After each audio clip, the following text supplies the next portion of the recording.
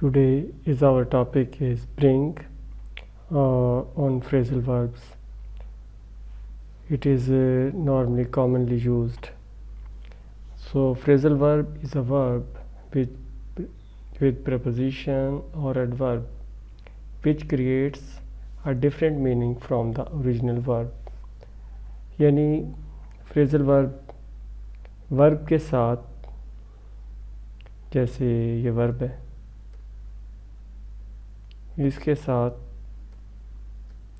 यहाँ पे preposition लग जाती है about, तो इसका मीनिंग बदल जाता है. जैसे bring about का मतलब होता है अचीव करना, हासिल करना.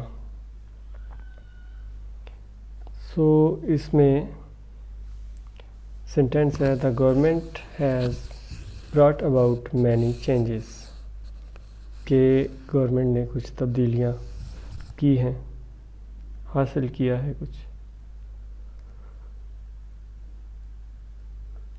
सेकंड है ब्रिंग डाउन टू रिड्यूस, कम करना.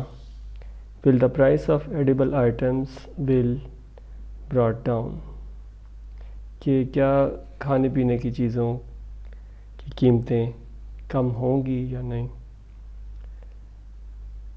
नंबर 3 ब्रिंग ऑफ का मतलब अचीव, हासिल करना. The students will bring of great results, के तालिब इल्म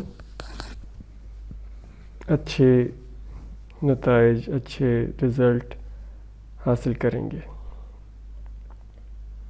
number 4 bring round to convince, किसी को कायल करना.